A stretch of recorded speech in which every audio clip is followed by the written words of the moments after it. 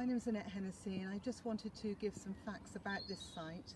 On the previous video you would have seen the Town Council owned site on the left and the North Somerset Council owned site on the right, which used to be Slade Road playing fields, and that is the site that we believe is earmarked for housing or residential properties.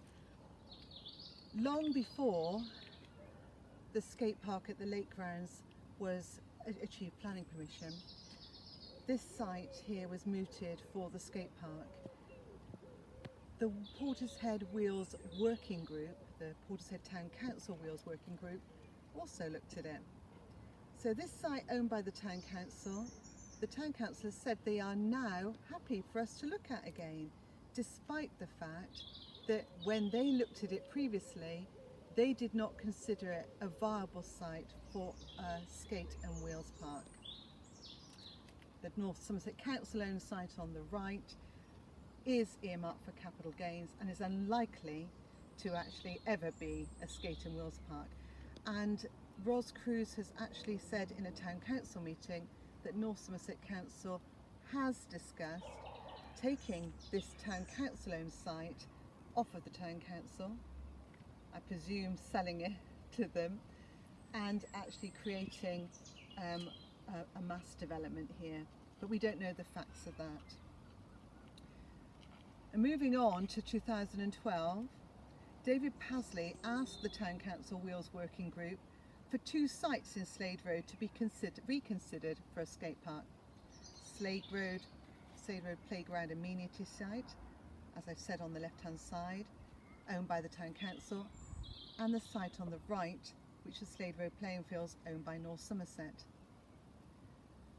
He said, quote, "We may find reasons we don't think are a goer, but at least we can say we considered it." And that was fine. The Town Council Wheels Working Group failed to see it as viable, despite meeting with Mr Pasley, and indeed reported that no sites were available as an alternative to the lake grounds that of course had planning permission. In the same email that recommended that this site was reconsidered, David Pasley said that land owned by a developer was still to be looked at. And on a previous video you'll see there was no land owned by a developer, there was no Section 106 money from a developer. Mr Pasley was questioned on his comment by a Town Council colleague, and Councillor John Clark gave valid reasons why this site in Slade Road was not recommended. Councillor Raina Knight did the same, and she is still a district councillor. Ros Cruz even reminded David Pasley that North Somerset Council had plans for the North Somerset Council owned site that would give them capital receipt. Peter Burden did the same.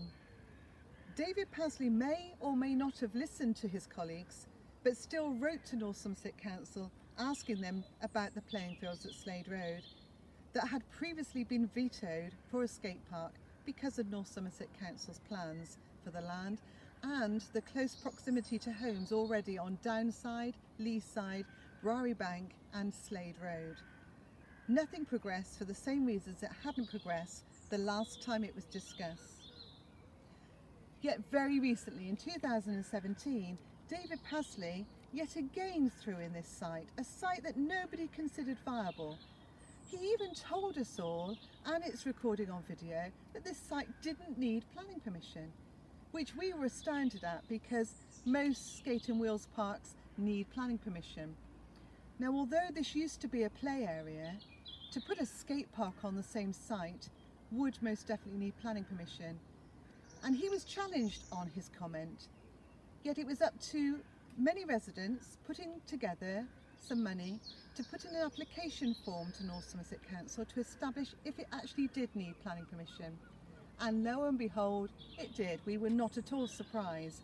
If you're going to put a fully engineered concrete skate park on a piece of land, it would need planning permission, if only to give the people in Addington House and the neighbouring residents consultation rights, because after all, that's the democratic way of doing things.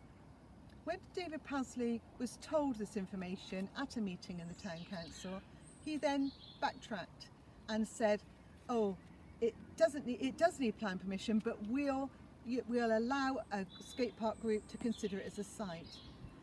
Would have seen the letters in the paper about this site, and although he considered it a generous offer, the fact that this site is very unlikely to get planning permission really makes it a no-goer to start with. And it's just very frustrating that all these years later, more red herrings are being put into the mix by David Pasley, when the most suitable site to date has been Kilkenny or the Lake Grounds. And of course the Lake Grounds achieved planning permission because it complied with all planning policy. This concealed site would be by no means preferable to the Lake Grounds site. And so it does make you wonder why a town and district councillor further wants to meddle in the skate park issue by again mentioning a site that he thought wasn't viable in the beginning, and neither did any town councillor, and you know, the rest is history.